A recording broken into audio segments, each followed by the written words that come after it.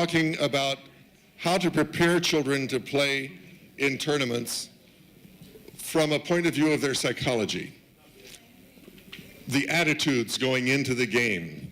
Now, when I first thought about this topic, my first idea was, of course, to focus on children.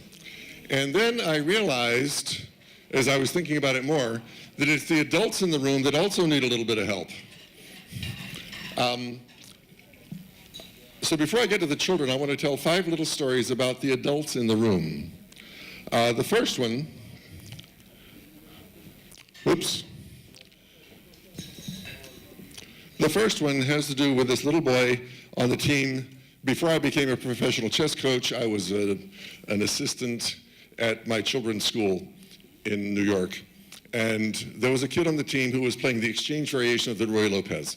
And I realized that he really didn't understand it. He was only in the 3rd grade. And I thought, okay, let me give him a couple of lessons.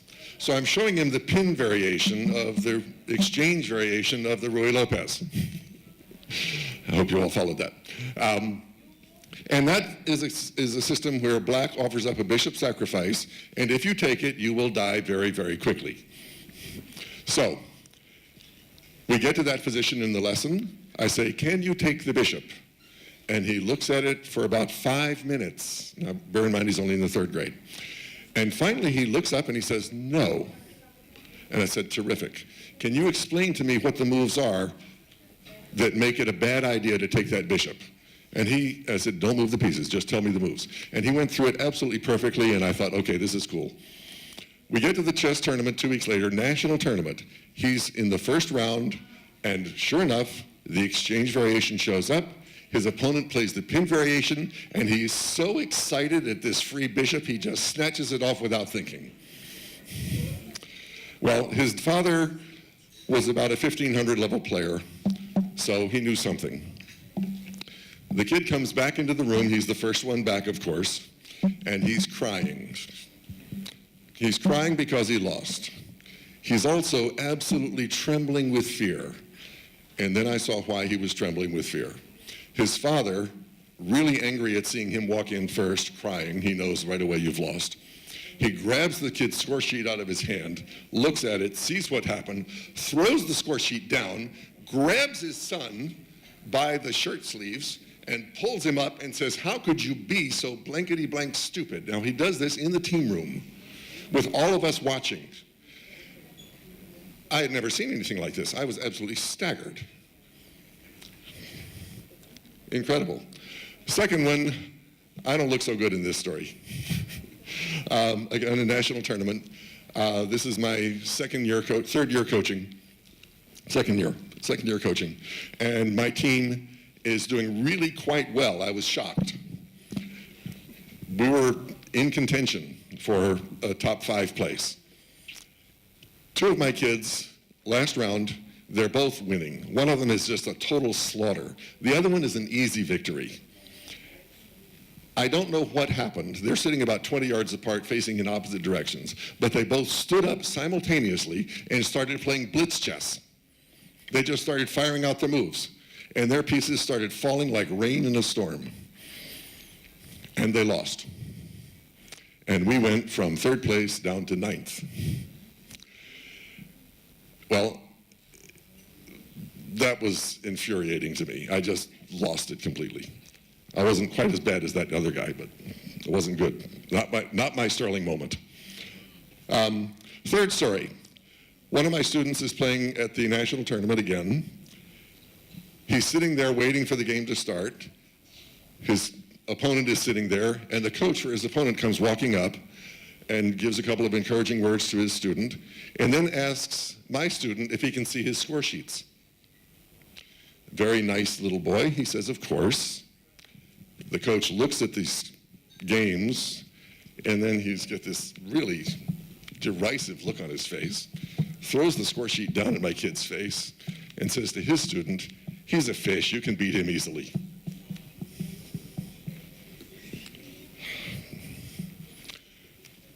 Next game.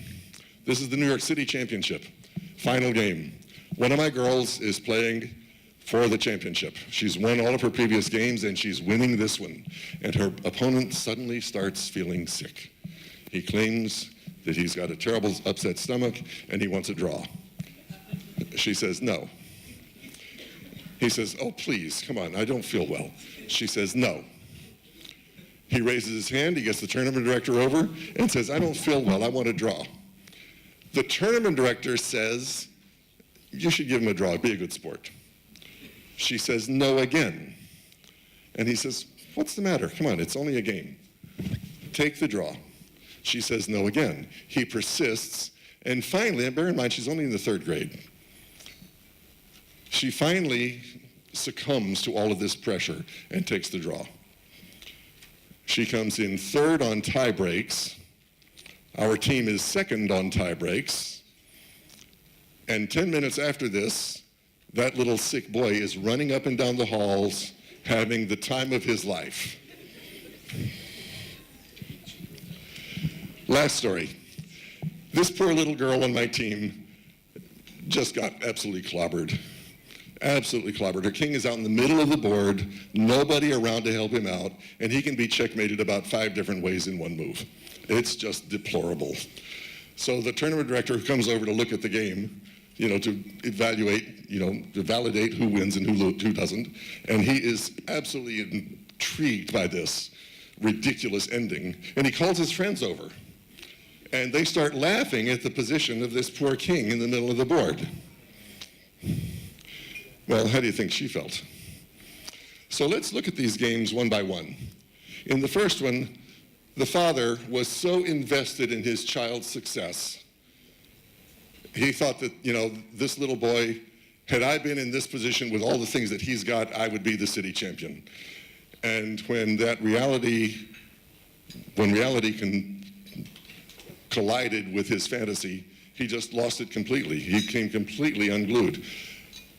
The adults in the room must not invest in the children this way. We just shouldn't do that. They get to make their own mistakes.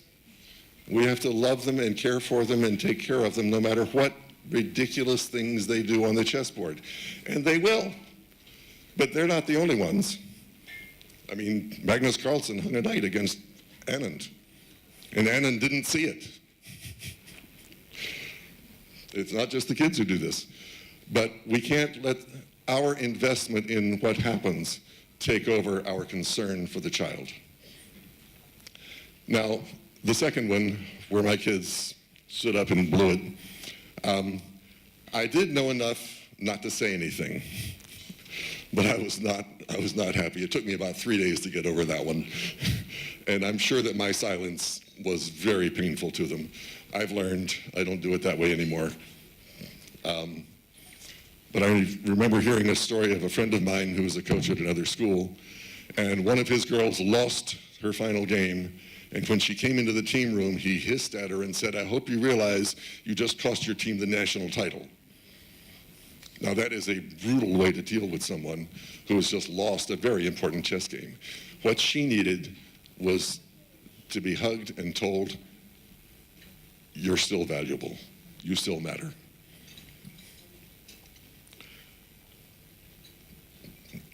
I don't know what to say about this guy. I mean, if a child is your enemy, if you have to destroy another child so your child can win, you're in the wrong profession. Get out. We do not want you here. There's another, thank you. There's another example of that. One of my students was playing the daughter of an IM.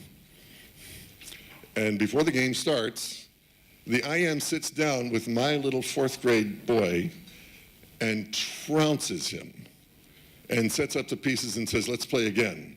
And he starts to do it again. At that point, I came walking up and I saw what was going on, and I picked up the board and I tipped it over. I just knocked off all the pieces. I said, what are you doing? You can't treat a child this way. And we almost had a fight. But I was ready. The boy with the stomach ache. That tournament director, I don't know what he's doing being a tournament director. He doesn't know the rules, or he certainly doesn't apply them. If you get sick and you can't play, you lose. It's that simple. It's happened to kids on my team. We went to a tournament once where half of my team ate at one restaurant and half ate at the other restaurant. Half of my team got food poisoning. By the way, amazingly enough, we still won. Anyway, now this one, I can't really blame the tournament directors for being comedically interested in this game, but they really should have been aware of the fact that there was a small child there who was devastated by this. Save the jokes for later. Don't do that.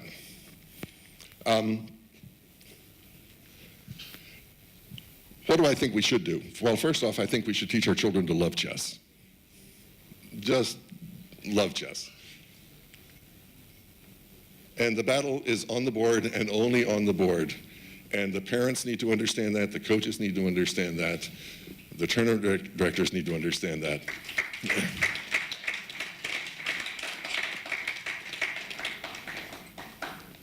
And everybody, all of the adults in the room need to understand that children are going to make colossal mistakes. It's a natural part of the game. And you can't lay blame on them, you can't get upset with them. You gotta let them know that it's okay. We understand that this is not your lifestyle. And one of my favorite phrases from the earlier thing was, failure is not a definition of who you are, it just shows you what you need to work on. Sometimes what you need to work on is just being more focused. Sometimes it's knowing checkmate patterns. It can be any number of things. But it's my job as the coach to isolate what the problem is. It's the parent's job to make sure their child knows that they are loved and cared for. Lay no blame. Now, the human mind is really tricky.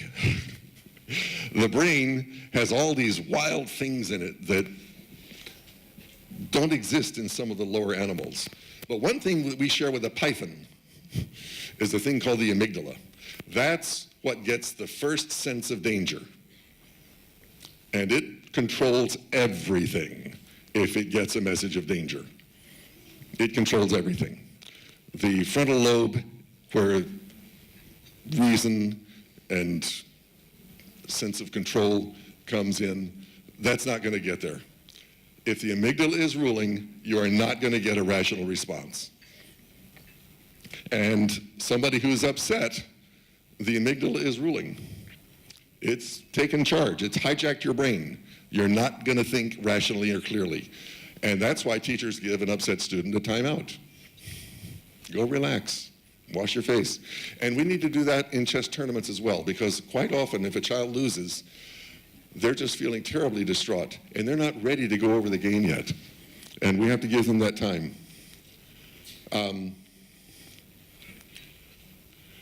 I came across this quote, and I wish I remembered who said it, but I just love it. What was arrived at through emotion cannot be dispelled by reason. And when you've got a child who is upset, don't bother trying to be rational right now. Be affectionate, be warm. Establish the connection. Let them know that they're still valued. And let them go wash their face, relax, and straighten things out later. Now, let's talk about the kids and what happens before the game. I'm sorry, I'm getting ahead of myself.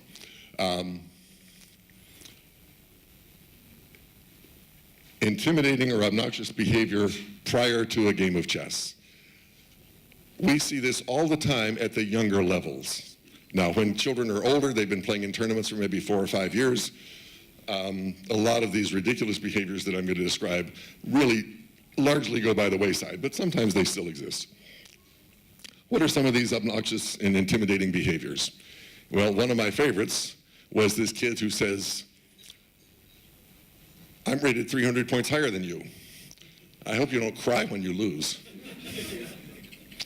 Another one was, my dad is a grandmaster and he's been training me for years. I feel sorry for you. Then there was one and I can't remember if I'm going to get to this one later or not, but I'm going to do it now. One of my students, a really nice, sweet little boy, second grader, he's sitting down for the first game at the national tournament. And his opponent sits down across from him and says, I bet you don't know the square root of 144. You probably don't even know what 50 times 25 is. And he starts firing out all these math questions. And my kid is just suddenly feeling like the dumbest creature that's ever inhabited planet Earth. And he gets up and walks out with tears coming out of his eyes. I could not get him to go back in and play. He forfeited the first game. And it was rough getting him to the second game, too. Intimidating or obnoxious behavior during the game. I had a student once who was getting kicked under the table. Another one is people standing up and slamming the pieces down, bam. There's just an infinite number of these ridiculous behaviors that people will engage in. And we need to prepare our children for how to deal with those things, because they will happen at some point. Most of their opponents are going to be really nice people. Most of their parents are going to be really nice. Most of their coaches are going to be really nice. But once in a while, something slips in, and we need to prepare the children for how to deal with it. Breaking the rules, the touch move rule, that one happens all the time. And I'll deal with that in a little bit. Unethical behavior. I'll give you $20 if you let me win the game. That's American dollars, not. Another one was this little girl is losing her game, and she says to her opponent, my mom is going to beat me if I lose.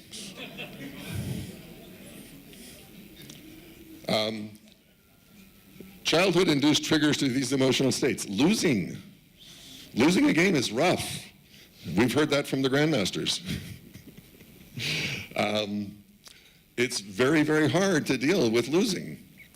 And the more you have invested in who you are and what you're expecting, the more difficult the loss is. But I keep coming back to that same thing. Failure is not a definition of who you are. And I tell the stories about Anatoly Karpov losing that game to Kasparov. It was just his homework, not a big deal. I'll get ready for the next round. Strangely enough, winning is also a problem sometimes. Kid comes walking out, I won. I'm invincible. I don't need to go over the game, I won. That's not true. A blunder during the game. This happens all the time. We make blunders all the time, and you have to know how to deal with it. A friend of mine, Bruce Pandolfini, says, it's not the first blunder that loses the game. It's the second and third ones you make because you're so angry about the first one that's going to lose the game. So how do we prepare children for these things? Well, my favorite is helping them deal with the intimidation factor. Because I tell them there's only one reason the person is trying to intimidate you. They're afraid of you. This person is a bully, and bullies are all, by definition, cowards. They're afraid. And if they are afraid of you, that's the best thing in the world. All you got to do when they start doing that is recognize where they're coming from. They're afraid of you. Just smile inside and say, I am not going to let this bully take this game. I'm going to be so focused, they're not going to know what hit them. I'm going to concentrate on every single move. And if it turns out that they do win, or you win, it doesn't matter, you're still going to shake their hand. You're going to be very polite and courteous. You're at least going to demonstrate to them how a good human being behaves. That's what I want from my team. I want good sportsmanship. I want respect, even to someone who may not deserve respect. Intimidating or obnoxious behavior during the game. There's one solution. It's very simple. Raise your hand. Get the tournament director over.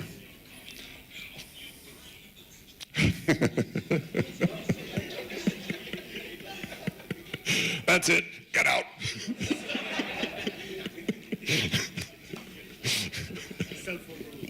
Okay. Yeah, you know, in a chess tournament, you'd lose. Okay. Anyway, It's really hard sometimes to convince first-time players to raise their hand to get a tournament director over. Now, fortunately, I've been with the team for a number of years, and I've got a number of kids when we're having our team meetings who have done it.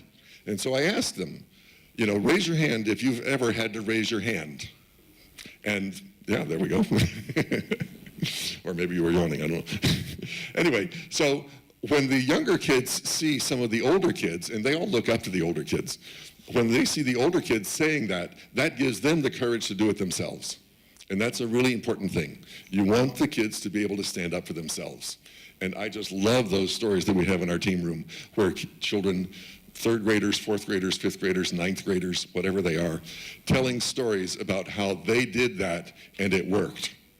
So encourage your children to raise their hand, get the TD over there, and explain very calmly and quietly what the problem is. Don't get upset, just explain. Breaking the rules, the touch move rule. This is the one that I see happen most often. Somebody touches a piece, realizes it's not a good idea, takes their hand off, and moves something else. You raise your hand, you get the TD over there, you say, he touched this, and he moved that. And the kid says, no, I didn't. What do you do then? You say, yes, he did. And he says, no, I didn't. And you can go back and forth like that all day and get nowhere. The tournament director is probably going to have to rule against you in the absence of a witness. And there's a reason for that. If I could make somebody move a piece of my choosing any time during a game, I can probably beat almost anybody in the world, and I'm not very good. So they will have to rule against you unless there's a witness. Nevertheless, say to the tournament director, I understand why you're having to rule this way. I understand that. But the fact of the matter is he did touch the piece. I would appreciate it if you would keep watching this game. And of course the TD is going to say, I got a whole set of tables to look at. You say, well, I'm going to raise my hand if he does it again. And if they do it again, raise your hand again. And you've got to prepare the children for this. Now, I also tell them that the worst thing that can happen if somebody does that is that they'll make a good move. And frankly, I kind of want them to make a good move. I want them to challenge us. I want them to bring out the best in us. I want them to make us think. I want them to make us rise to the highest levels we can. And that always makes them feel pretty good. The unethical behavior. I'll give you $20 if you'll throw the game. Well, forget it. They're not going to give you the $20. And if you try to report them, you're admitting your own complicity. So you're just out of a game for nothing. The girl who said, my mommy's going to beat me. The girl came out and told her mother what she had done. And her mother said, you did the right thing. Her coach heard the story and went through the roof. He said, I can't believe you fell for that. You think her mother's going to beat her because she lost a chess game? You got duped. You lost for nothing. Now, okay, do you think that helped? Did that make the girl feel good? No, she didn't play chess again for 2 years because her coach had been so abusive to her. Why was he? He was angry. I would be willing to bet that the next time around something like that happens, you'll handle it better. The first time we sometimes make mistakes. But it's really crucial to always remember there's a child in front of you. There is a child in front of you. Our job is to be nurturers. Winning and losing, I think we talked about that a little bit. The blunder during the game.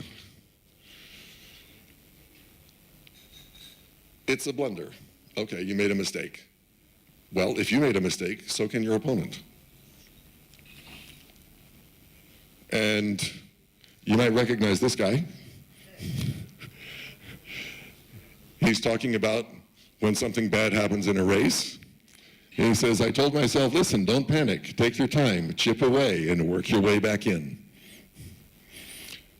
One of the things that I love about chess is how we can borrow from all kinds of different areas and how all kinds of other different areas can borrow from us. And back again to my favorite quote.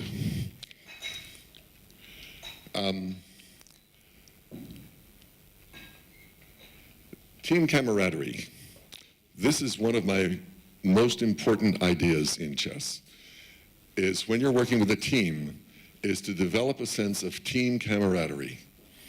Those kids on the team have to know that everybody on the team is on their side, and they have to be on the side of everybody else on the team. And the team is not just the kids. It's the parents, it's the coaches, it's the school administrators, it's the custodial staff at the school. It's everybody that they're associated with. Sometimes the team is your city.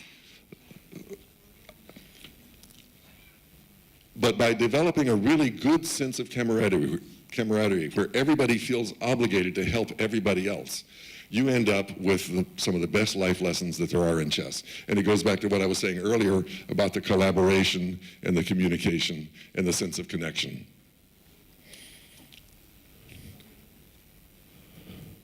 So this is our little chess team. Actually, not so little. We had about 40 kids in this group. And if one of the parents has 3 children playing in 3 different sections, one of the other parents will say, okay, I'll take this one to that section. Another parent will say, okay, I'll take this one to that section. Or maybe one of our coaches will be free to do it. But everybody works for everybody else. Nobody has the idea of my child before your child. We just don't permit that on this team. And it's like a little love fest. It's wonderful to see. So the damage children do to themselves. Your attitude going into the game has an awful lot to do with how you're going to perform. Just as the way you start a conversation has an awful lot to do with how you're going to get out of the conversation. If you start with hostility, you're probably going to end up with hostility from the other person that you're talking to. If you go in there and you're worried, or you have an inflated view of yourself, you're going to have a problem. I had a student once, she was a pretty strong chess player, and we were at the national tournament, and we had a big team. I had about 35 kids on the team. And she goes in and she loses her first 3 games. Now, one of the coaches that was helping me was analyzing her games, and he comes up to me after the 3rd game and he says, David, have you seen Lisa's games? And I looked at my little chart and I said, oh my, she lost her first 3 games? That's not like Lisa. And he said, let me show you this. And he showed me one of her games, and she just made dreadful moves. So we had about 15 minutes before the next round started, so I called her over, and I showed her one of the games, and she didn't even know that I was showing her her game. That's how far out of it she was. So we get to one point where she makes this absolutely dreadful move, and I say, what do you think of this move? And she scrunches her face up and says, ooh, that's terrible. I said, yeah, I know, it's really not a good idea, is it? She says, no, that's awful. I said, well, what do you think you should have done? And she looks at I didn't say that. I said, what do you think should have been played? And she looked down for a second, and she came up with a really good move. I said, that's fantastic, Lisa. So why did you do this instead? And she looked shocked, and she said, I did that? I said, yeah, that was your move. That was why you lost. And she said, oh. I said, look, you're obviously frightened. You're obviously worried. You're obviously afraid of losing here. You've lost your first 3 games. I'm going to tell you something very important here, Lisa. You have my permission to lose the next 4. Just not like this. Go in there and play Lisa chess. Come on. You're tough. Get tough. Don't do this again. If you lose, that's okay. It really is, but not this way. And I said, now you have another advantage too, and that is that this is a Swiss tournament. The next opponent has lost 3 games.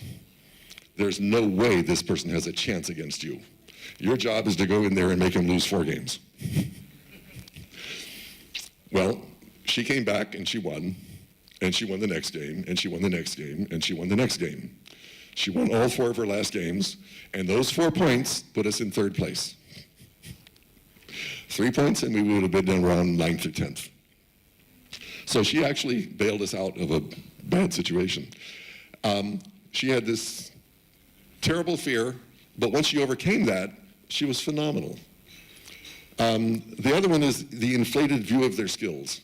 I had a boy once who thought that he was he was in fact the darling of his parents' eyes, and he thought that because he is who he was, that he's invincible, he's indestructible, and I don't need to work hard because I'm just so brilliant.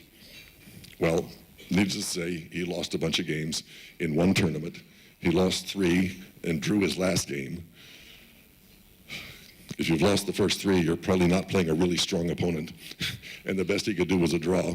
And he gave up chess very quickly after that. He was a very smart kid. He's really, really smart.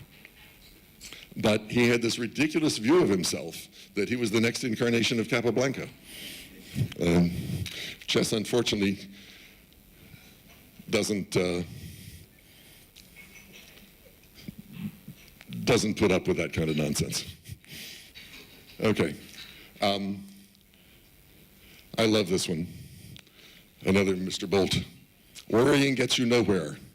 If you turn up worrying about how you're going to perform, you're already lost. Train hard, turn up, run your best, and the rest will take care of itself. And I like to have my own chess version of that is follow the right process and we will get the right result. Follow the process. It's all about the process. Anybody recognize this man? He's not a chess player. Actually, I take that back. He was a chess player. And in fact, there's a chess tournament named after him. His name is Gregor Piatigorsky, and he said one of my favorite quotes. I practice 8 to 10 hours a day, and they call me a genius.